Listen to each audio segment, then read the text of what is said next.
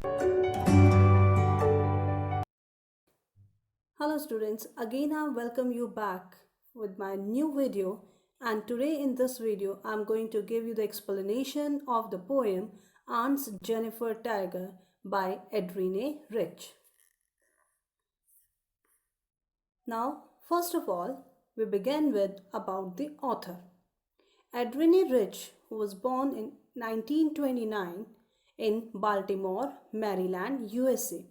She is widely known for her involvement in contemporary women's movement as a poet and theorist. She has published 19 volumes of poetry, 3 collections of essays, and other writings. A strong resistance to racism and militarism echoes through her work. The poem Aunt's Jennifer Tiger addresses the constraints of married life a woman experiences. Theme of the poem. The theme of the poem Aunt's Jennifer's Tiger by Adrienne Rich is how the power of a patriarchy controls women forms but not their minds. The poem makes this point by presenting the wild, interesting, powerful tigers embroidered by Aunt Jennifer and contrasting them with Aunt Jennifer, the oppressed wife. Now students, let's begin with the summary of the poem. The poet expresses the inner feelings of women, Aunt Jennifer. The aunt is embroidering a motif comprising of energetic, fearless tigers moving freely around the bright greenery. She is living a life of submissiveness to her husband's command. Her acts are dominated by him and she fears him constantly. This pattern of the free and fearless tigers reflects her inner desire to live a free and fearless life. The tigers are graceful, elegant, and bright. Aunt Jennifer's fingers tremble as she embroiders. She is old but still fears her husband. She does not enjoy the freedom to do anything as per her wish. She is scared doing the embroidery too and fears his wrath. Since the day she got married, she has been fulfilling the demands of her husband. The wedding ring on her hand is a constant reminder that she belongs to her husband. The burden of the demanding marriage has exhausted her. The torment will not end until her death. Even after her death, the ring will remain on her hand and she will never be free. On the other hand, the tigers that she is embroidering will continue to move around freely forever. Her desire of freedom and fearlessness will live on through her tiger. Now students, I'm going to begin with stanza-wise explanation. First, I'll read the stanza for you and then we'll start with the explanation. Stanza 1. Aunt Jennifer's tiger prance across a screen, bright topaz denizens of a world of green. They do not fear the men beneath the tree. They pace in sleek chivalric certainty. Now let's begin with the explanation. The poet is talking about a lady whom she addresses as Aunt Jennifer. She is embroidering a piece of cloth. It could be a tablecloth or a wall hanging. The pattern shows tigers who are moving and jumping around all over the fabric. They are bright yellow in color, like the color of the topaz stone, which is used as a metaphor in this poem. The dense green forest background is their home. They are the proud and fearless citizen of the forest. Here is a contrast between Aunt Jennifer and her tigers. The tigers are fearless, but this lady who is embroidering them is not so. The tigers look elegant, shining, and full of gentleman's grace. The poet is describing a lady whom she addresses as Aunt Jennifer.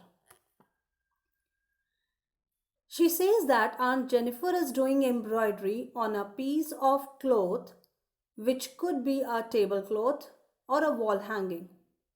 She has designed it with beautiful tigers which are running fearlessly in the green forest. She has described their beauty by comparing them with a precious yellow stone known as topaz. She says that they appear bright yellow in the green background of the forest. They are fearless and they are not affected by the presence of men. Here we can sense the contrast of behavior between the tigers and Aunt. Through the tigers designed by her are fearless, but she herself is afraid of her husband. Further, the poet says that the tigers are proud and fearless citizens of the forest. They are very shiny and elegant. Now, students, let's begin with the poetic device and the rhyme scheme which is used there in the poem Aunt Jennifer Tiger. The rhyme scheme which has been used here in the poem is AABB, and the poetic device which has been used over here is anaphora, use of same word in two consecutive lines. They do not and they pace in. Metaphor, which has been used here as a topaz to describe the yellow color of tigers. That is the bright topaz. Second stanza.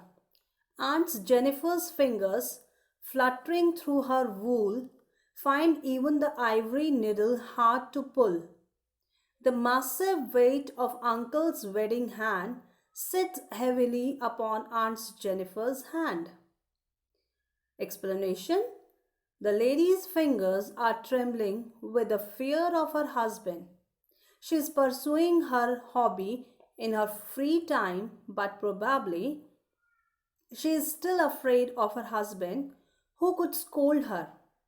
Her fingers are so tired of working endlessly all her life, the needle is also heavy for her to pull out of the cloth.